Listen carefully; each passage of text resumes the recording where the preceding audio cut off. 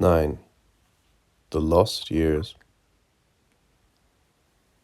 Writing in his diary from the Eastern Front in early May 1942, Helmut Pabst reflected on the personal impact of the war. The soul becomes still harder and more serious, further removed from petty things. A harsh judgment molds you, which can leave you badly marked. Still, in an attempt to give a positive sense to what otherwise might seem lost years, Pabst insisted. But in front of the bleak ground of our existence, the beauty of our lost youth appears in a gleaming radiance. All of us have cut ourselves off from a carefree life, but that leads not to weariness, not to resignation. For it is a question of asserting yourself. The will to life unfolds powerfully. You live for the moment. Just to live is happiness. But even in the serious moments you feel a life full of content. It is bitter and sweet all in one, because we have learned to see the essential. In such hours emerges a will to build a second life out of our knowledge. This will rules us with such a power that in this instant the soul cannot be damaged. Almost exactly a year later, Pabst returned to the theme of time lost. Our life has its age. When the years diminish, you can only grit your teeth. It is childish to think that we might be compensated for this. For what possibilities a personal life loses with the peeling away of the years cannot be made up. But perhaps it is also childish to speak of this subject anyway. I tell myself that because more than in all previous wars, our thoughts turn on the sense of events. And I see my attitude in this question neither fully clarified nor free of doubts. Although Pabst himself, killed in Russia in September 1943, lived neither to confront the meaning of the war nor to discover whether one could recover lost years, his reflections accurately foreshadowed the experiences of many who did survive. At the end of the war, with Germany collapsing and chaos all around, the immediate goal of most Lancers was simply to escape the Kettenhunde, the guard dogs of the military police, or the roving courts-martial of the SS, and get home alive. As one put it succinctly, my first priority was naked survival, not moral regeneration. But as life returned to some semblance of stability, if not normality, they inevitably began to look for meaning in their activities. Most had mixed feelings, realizing as they did the horrors of war, yet also perceiving, however reluctantly, something positive in their experiences. For virtually all, the war had been a watershed, impossible either to dismiss or to forget. Branded by its harshness, these men sensed that they remained linked with others who had participated and, equally, that an outsider could not possibly understand the world they had endured. Hence their feeling of isolation, as if they were in society, but yet detached from it. Part of the problem in coming to terms with their war experience stemmed from the fact that the ordinary Lancer saw himself as a decent fellow. As Alfons Heck, a former Hitler Youth leader and soldier, confessed, I never once during the Hitler years thought of myself as anything but a decent, honorable young German. Precisely because of that self-perception, it proved difficult for many to bear when, at the end of the war and later, they were told that the things they had done as young men, hard and distasteful things that had cost the lives of so many of their friends, were not only mistaken, but evil. This verdict was especially perplexing to those who in their own eyes had merely sought to do what they had been told was their duty. Now their experiences seemed stripped of any meaning. Some clung to National Socialist values and continued to believe in the old leaders in order to lend their deeds and sacrifices some purpose. Others sank into a sullen apathy or gave way to bitter disillusionment with politics, in either case withdrawing into a private world that few could enter. For many who had known only faith in Hitler, obedience and fighting, the end of the war brought a crumbling of their value system, and with their belief in Hitler shattered, they found themselves left with only a sense of emptiness and painful disappointment. The world appears hopeless and bleak to me, wrote Walter D. bitterly in his diary at the end of the war. The biggest screamers, who were already in the party when it barely existed, they now were never in the party. Yeah, I've learned bitter wisdom and have paid with my faith, had to pay with a shattered world of ideals. Within me it is bleak. I was once an idealist. Today I am no longer one. What is man except misery, full of pain? I think of all the young comrades who, in all this disastrous confusion, never found that they had been wasted. Will they ever find a belief? A 17-year-old soldier declared in despair to the equally young Helmut Altner in the ruins of Berlin at the very end of the war, "Give it up. Life has lost its meaning. The years in which you have up to now existed are gone forever." If the war really had been senseless, however, equally pointless were the exertions and sacrifices of the men involved, having, many former Lancers, in their attempt at retrospective assessments, hesitant and uncertain. They could hardly seek justification in National Socialist values, but many also felt an undeniable attachment to what they had perceived as striving after a new social order. Martin Pöppel reflected this ambivalence in his account of going into captivity at the end of the war. For 2 hours every day, for 10 days, Pöppel found himself interrogated by a British captain who wanted to know not about the war as such. Instead, he wanted to see into the heart and soul of a young, and in his opinion still fanatical, officer of Hitler. He tried patiently to show me the evil of the Hitler regime, but failed because of my obstinacy and a kind of blind Nibelungen loyalty which still held me in its grip. I had survived, but I didn't see any reason for me to crawl to these moneybags. In those early days, I still couldn't see how the German people had been misused. We men had been educated to stubborn, blind obedience. By the end of the war, I had certainly become more critical, but cured, completely cured, I was not. Although he admitted that, in that camp I saw whole worlds collapse, Purple's experience illustrates all the complexity of the readjustment process. From his ideologically driven contempt for the British as class-ridden colonialists, to his insistence that the average Lancer had fought to the bitter end primarily because of his fear of harsh Allied retribution associated with the Morgenthau Plan, a proposal made in 1943 by U.S. Treasury Secretary Henry Morgenthau to destroy all industry in post-war Germany. At the end of the war, we were completely demoralized, Purple admitted at one point, but then hastened to add, after some time in captivity, the spirit of battle had been reawakened. Perhaps we were just stubborn, not prepared to accept the collapse of our world, the devaluation of all values. In any case, we were drawing new strength from these setbacks. For all his bravado, however, ambivalence haunted Purple. The vast majority of us were soldiers, often credulous soldiers, but not executioners and not monsters, he insisted. We had been committed to Germany, but now we had to find new meaning in our lives. Each one of us would have to struggle alone for himself and his family, without being able to stand shoulder to shoulder with other soldiers, without the comradeship to support us. Purple illustrated both the self-image of the Lancer as a decent guy, and the painful difficulty of finding sense in a shattered world stripped even of basic fellowship. Significantly, he now recognized that personal responsibility, which the Führer took away from us, could no longer be avoided. Still, the old identity proved stubborn and hard to discard. Only in the field is man worth something. Nor could Purple easily rid himself of his ideological underpinnings.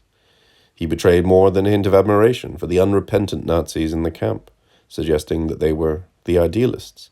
Not one bowed head, not one democratic whimper, only discipline and order. For them all explanations were a swindle. The war and its end were the unjust judgment of the world, and the Nazi system remained their ideal. What was especially tragic was that these idealists were often potentially among the best men. Although criticizing their attitude, Purple still admitted, "But I could understand them." Indeed, Purple counterposed these self-disciplined men of integrity, these unshaken Nazis, with the men he called our model Democrat, who was found guilty of embezzlement from the camp store he managed. But we all knew about his character, Purple wrote contemptuously, the way he denied his Germanness and his democratic whimperings. Among others who found it difficult to adjust to the post-Nazi world was Hans Wolsterdorf, who could see no point in discussing the reasons behind the war with his American captor. His country isn't surrounded by a dozen hostile neighbors. It isn't in danger and hasn't been attacked. He fought for an ideal that was different from our understanding of a nation, a people. He came from an America that hadn't developed organically.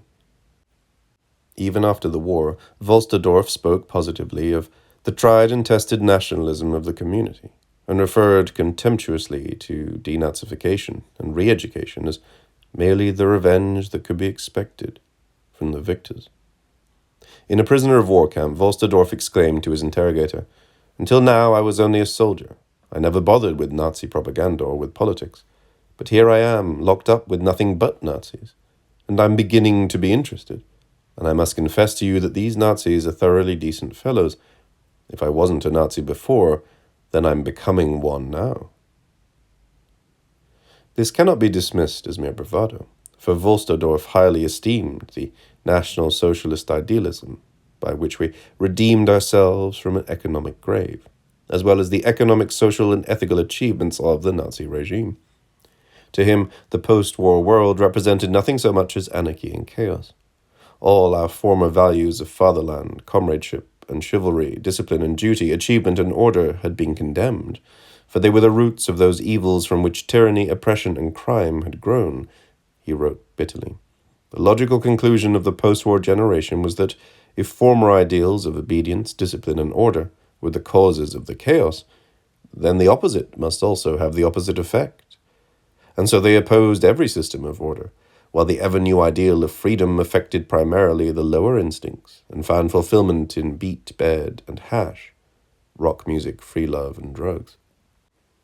If Purple was stubborn and Wolsterdorf remained defiant, many others were simply puzzled as they tried to come to grips with what had happened, and their all too human frailties of judgment and foresight. With the end fast approaching, many true believers began to have their doubts. "Many of us have long ago fallen at the front," noted Friedrich Gruppe in March 1945, still in firm belief in our Führer and in the justice of his actions. Yet despite the brave words and the declaration, "We will never capitulate," Gruppe clearly was troubled. "I am struggling to get a grip on myself," he admitted in late March. "It is clear to me that each death, in the final phase of this conflict, every further destruction, is totally irresponsible."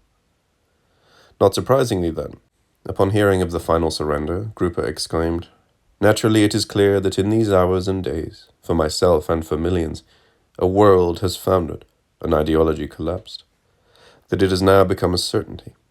Everything that we did in this war, for which millions upon millions died, was the consequence of power and megalomania." Even with this realization, though, Gruppe shrank from the final recognition. "But with the fatalism of a soldier, I now simply push such insights away. For within me, there is no room for self-destructive thoughts. The important thing is that the dying has come to an end."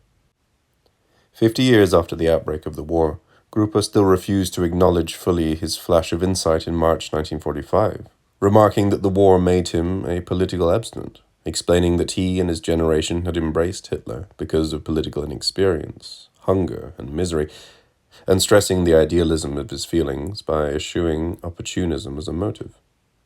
But Gruppe betrayed an attachment to his earlier ideals, for although paying obeisance to democracy and a spirit of European community, he nonetheless admitted, "Even with all the thoroughgoing changes in me, and certainly in all the surviving members of the war generation, one thing remains the same, the love for the fatherland, if also free of the once so excessive nationalism."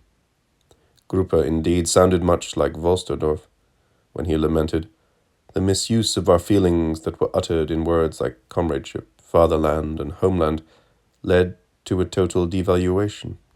In many cases, materialism, egoism, and indifference replaced the one-time youthful exuberance of emotions. Instead of praying to a Führer, it appears as if the successor generation now worships new gods, money and status. The striving after affluence can make one cold and inconsiderate." Despite all the horrors inflicted on Germany and the world because of Nazi-induced and inflamed passions, Gruppe still found it difficult at the end of his reflections to discard the old ideals, nor did he appear to see the incongruity of admonitions about the dangers of materialism coming from a person who had been a willing and enthusiastic supporter of Nazi idealism.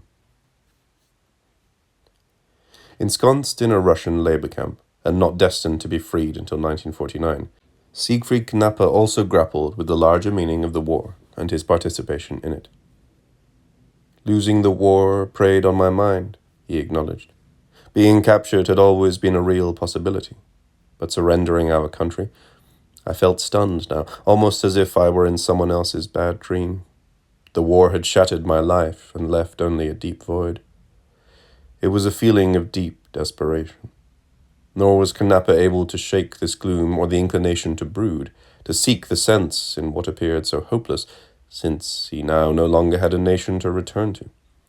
I spent much of those first 3 weeks in captivity going over Germany's experience of the previous 6 years. Where had we gone so wrong? He pondered.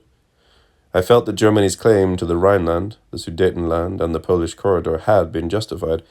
Hitler annexed Austria as a result of a plebiscite by the Austrian people. I felt that our invasion of France had been justified because France had declared war on us. Still, a glimmer of comprehension began to creep into Knapper's reflections. It was only now beginning to dawn on me that our treatment of other nations had been arrogant, that the only justification we had felt necessary was our own. I had unquestioningly accepted the brutal philosophy that might makes right. The arrogance of our national behavior had not even occurred to me at the time. What had begun, at least in our minds, as an effort to correct the injustices of the Treaty of Versailles had escalated far beyond anything that any of us could have imagined. In retrospect, I realized that I, and countless others like me, had helped Hitler start and fight a world war of conquest that had left tens of millions of people dead and destroyed our own country. I wondered now whether I would ever have questioned these things if we had won the war. I had to conclude that it was unlikely. This was a lesson taught by defeat, not by victory. Eventually, however, Knapper, like Gruppe, turned away from a full embrace of his understanding. In contemplating the evidence of death camps and the attempt to exterminate a whole people, Knapper could only profess, "We had thought of our participation in the war as noble and honorable." I was sickened by this news. I finally decided that my inability to come to terms with it was going to chip away at my mental and emotional strength, so I filed the issue away in a dark corner of my mind. I had to accept the fact that it happened, but I did not have to like it or discuss it. For Knapper, as for many of his contemporaries, guilt was seen as objective, not subjective. I could not escape my share of the guilt, because without us Hitler could not have done the horrible things he had done, he was quick to admit. But then came the all-important qualifier. But as a human being, I felt no guilt, because I had no part in or knowledge of the things he had done. Similarly, Alphonse Heck puzzled that a civilized, humane people had allowed ourselves to become indifferent to brutality committed by our own government. Yet in the end his analysis verged on self-pity. I developed a harsh resentment toward our elders, especially our educators.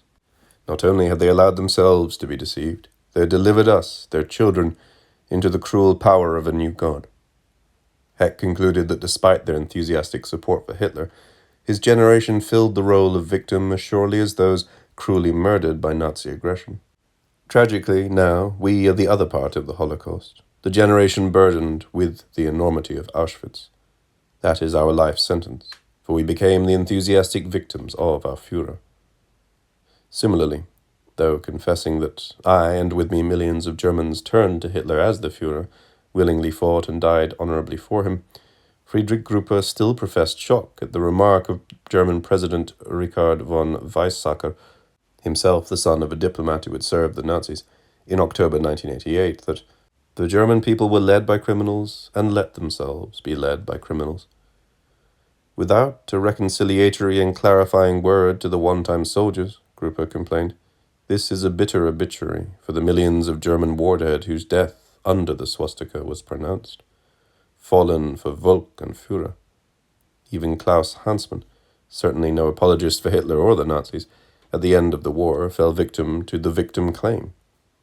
We are no heroes. Heroes? What are we? Poor, mistreated, mutilated victims of a nightmare. If some lancers sought but largely failed to discover a larger meaning to the war, many others refused even to consider the greater dimensions of their experiences. For them, the war was and remained a personal matter, to be measured in individual gain or loss.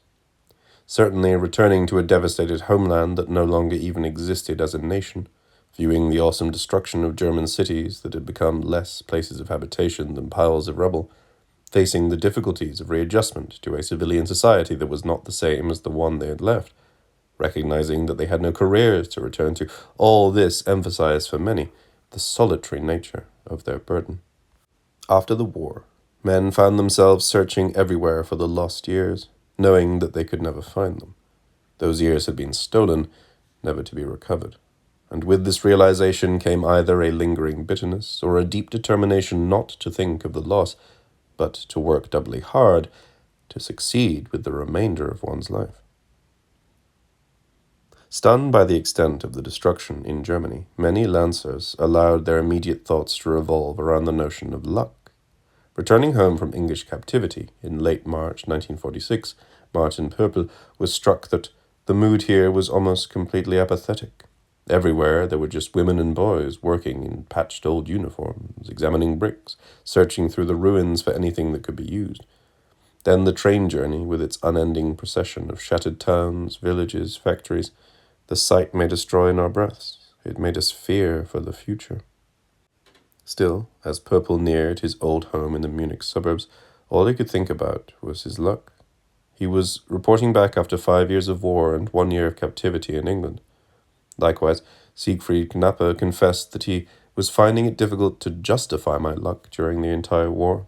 I had to accept it as my destiny without feeling guilt that I had lived when so many others had died. 50 years after the war began, Klaus Hansmann referred bitterly to the careless assessments of those graced by a late birth, although he admitted that the only thing that remains with me from the war is the most pleasant puzzle of my life, my survival in the field. Many Lancers were convinced that one had to have had luck to survive.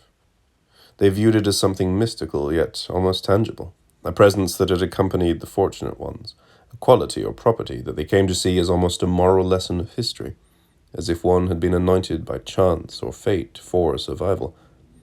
With an emphatic staunchness, Ernst Peter Killian appraised his survival as the result of an inscrutable force that had protected him when by all rights he should have been killed. I have always stressed that I had an improbable luck as a soldier, he admitted, then repeated his statement as if he himself almost didn't believe it. On the whole, I must say that I had completely unlikely good fortunes of war. In like fashion, Hans Hermann Riedel puzzled afterward that during the war I was always dodging death. Riedel not only spoke of having luck, but sought somehow to make it into a tangible force that had accompanied him. Thus he escaped by the skin of my teeth, survived an air attack out in the open, came out of it yet again, and, recalling another bombing raid that killed many of his comrades, I had been there ever so shortly before. Perhaps troubled by his good fortune, Riedel could explain it only as the result of a force outside himself that favored him for whatever reason.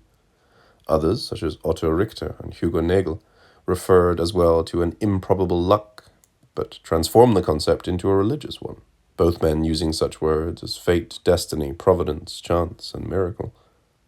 Hoping to find some sense in their survival, but gnawed by the suspicion that it was undeserved, they sought solace in religious explanations of their good fortune. Many former Lancers almost had to turn to mystical explanations, so improbable did their survival amid the enormous slaughter seem to them. They could only conclude that fate, in a magical and personal sort of way, had been kind to them. Despite feeling fortunate to have returned from the war alive, many Lancers nonetheless retained a simmering personal resentment at what they saw as stolen years. Even during the war, in fact, some had glimpsed an unsalvageable future. The last few days were again so gruesome, the nights so tormenting, that they were like what is recounted about olden times, when the people saw gloom in each and every night, despaired Harold Henry. Here in the snowy fields of Russia, our best powers are being murdered, not only in these years that we have lost here, but also for the coming ones. Even if we return, we are still cheated of the future, enfeebled, beaten down, and numb. An all-consuming hate, a really total void, is gathering in our breast. Henry did not have to face this bleak future. He was killed less than 3 weeks after writing this letter.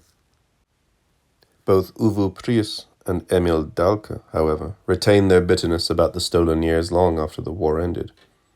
I mean, Fritz tried to explain, in any case, they already took many years from us. You can say that our generation is still being swindled. You can say that from 39 really to 49, almost 10 years they took from us as well. Dahlke, more than Prius, emphasized the sense of having been the victim of a fraud. I think that my generation has been swindled twice in our lives, if you take into consideration that we had nothing at all of our youth. Then came the war when we were in a position to marry. And what was there? Again, everything was gone. The post-war period, these years, well, you still had nothing. Clearly both former soldiers believed strongly that the war had cheated them of the normal patterns of life, of the possibility of marrying, starting a family, pursuing a career. For many, this sense of loss never went away. Arthur Piper, as an elderly man still yearning wistfully for the 6.5 years of his life taken by the war, concluded painfully that the best years were lost to us. What this notion meant was perhaps best illustrated by Heinz Rieckmann, who was born in 1922, drafted into the army in 1940, and not released from Russian captivity until 1950. Therefore, I did not marry until 1958, he recalled. I first made up my bachelor period because I had lost my youth. And in the few years that I was still a bachelor, I let off a bit of steam. Then I married. Rieckmann's account illustrates the personal nature of the lost years, for by the time he returned to civilian life and let off steam, he clearly faced severely limited possibilities in life. Little wonder then that many former Lancers nursed a sense of grievance. When I look back, I am filled with a total rage at the stolen years that have been very decisive in our whole development, Gerd S. fumed, then added significantly, and perhaps also over the fact that at that time we were also not more courageous in rejecting the whole thing. Most men, of course, simply wanted as quickly as possible to return to civilian life and begin the process of building a new existence. But here too they felt themselves victims of a swindle. They could not just return to a career, since most had not had the opportunity to begin one. Yeah, it was also lost time, answered Ewald Döring, when asked his impression of the war years. Today the people, well, they can go into their occupation, and those are the years that we missed. And on that day of capitulation, jobs were no longer there. Others, too, remember the war primarily as an interruption in their occupational pursuits.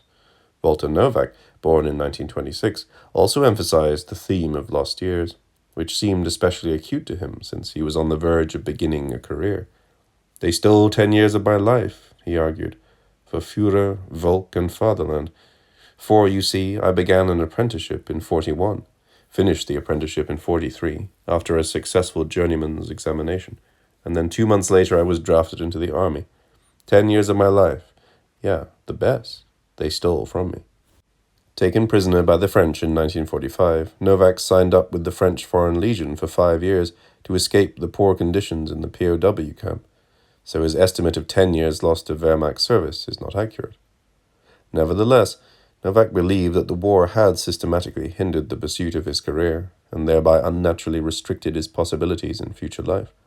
Both Döring and Novak, like many other Lancers, felt that they had lost the ability to determine their own lives, that they had fallen behind in the normal progression of training, job, marriage, career, and had never quite caught up.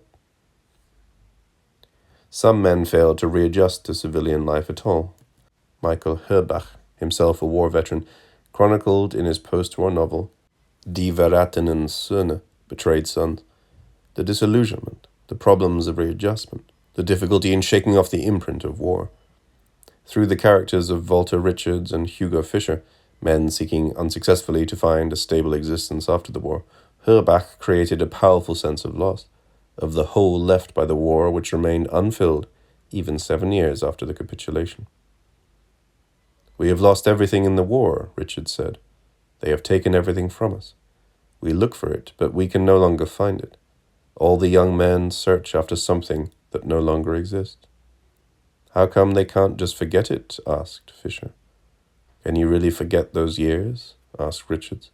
The years that we lost, that made out of you what you are. The great whole. I was 17 when they took me. I was 21 when they spit me back. And then the miserable period afterward. I look for the lost years everywhere, but I know that I will never find them.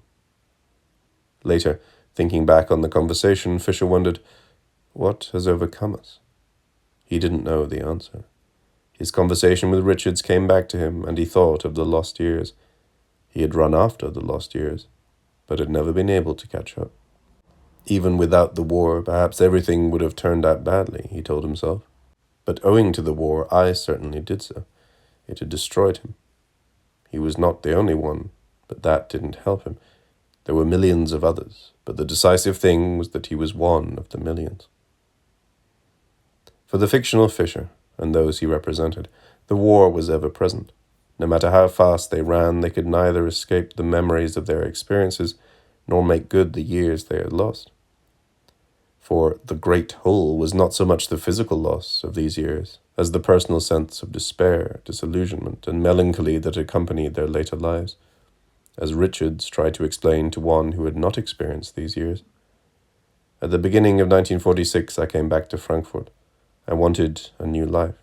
I told myself, you must forget the pain. That allowed me to live for a little while. In the first months after the war, you had too much to do to get a roof over your head and a stomach full of food. But the more everything got back to normal, the more time you had left to think. From then on, I knew that I was living a life without a purpose or a goal. It is not so much that it happened, but rather how it happened. They died a senseless death, a life thrown away. There were millions in this war who perished senselessly, and that is the important thing. For the character Richards, and perhaps for the author Horbach as well, who committed suicide in 1988, the only lesson of the war was its senselessness. People killed to no purpose at the time, others living a hollow life afterward. Much of the war literature published in Germany in the first post-war decade was a literature of the little man, of the corporals and privates who saw the conflict from the perspective of the foxhole. One-time lancers writing from their own personal experiences, novelists such as Michael Horbach, Heinrich Gerlach, Hans Helmut Kirst, Wolfgang Ott, and Willy Heinrich, sought to portray the essence of the war from below, perhaps in the hope thereby of breaking out of their own war-imposed isolation, of making the complexity and ambiguity of their experiences more accessible to others. Critics of this approach, themselves former soldiers such as Heinrich Böll and Alfred Anders, refused to accept the normality of an everyday life in war, especially one fought for National Socialist purposes, and instead sought to illustrate how the war had destroyed the lives and sense of identity of those caught in its midst. Between these two poles of thought lay the problem of interpretation. Should the war experience be shown in its personal aspects, which ran the risk of ignoring or normalizing Nazi crimes, or should it stress the larger issues of Nazi and German guilt, thereby distancing itself from the sufferings and perspective of the little man? At the level of the bookstore, the debate was resolved in favor of neither of these approaches, although many of the earlier common soldier novels have been reissued, and Böll, as the first German author to win the Nobel Prize for Literature since Thomas Mann, 1929, looms large on the literary scene. Both have been overshadowed in the popular imagination by the pulp fiction of the so-called Lanzerhefte, inexpensive serial novels that appear regularly on German newsstands.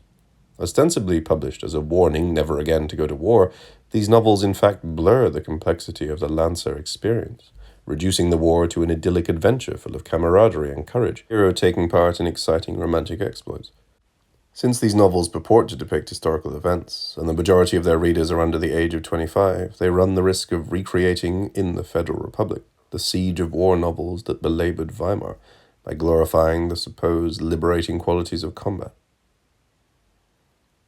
For those Lancers whose letters and diaries have been published posthumously, or who later wrote memoirs of their experiences, the popularity of the Lanzerhefte mocks the authenticity of their everyday experiences.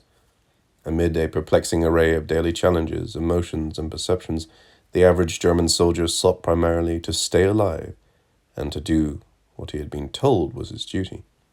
Only after the war did most come to a realization that they had been not just victims but perpetrators of Nazi crimes, an insight that merely made the meaning of the war and their activities more problematic. The war is now over. The Moloch has spewed me out again, Willi Schroeder reflected just after the capitulation. I'm left, not by my own wish, not through my own merit, intoxicated by the will to destruction, made happy by a liberated, carefree life purified by suffering, everything profound and complete. Like a delirium, it is behind me. I now feel myself empty and burnt out. Yet somewhere deep inside, something remains that still needs a long time to mature. Certainly it is easy, after the fact, to proclaim that collaboration in evil deeds destroys the collaborator. At the time, however, it seemed perplexing that such youthful idealism could result in such vast destruction. It is difficult at any time to avoid either idealizing or trivializing the little man, and the attempt to come to grips with the everyday life of the Lancer is made even more troublesome by the question of their relationship to Nazism, and the often broad support among them for Hitler and National Socialist goals. To those who saw themselves as victimized by the Nazi regime, the millions of people killed as a result of Nazi aggression, of which they, with the sharp end, stand as a silent reproach.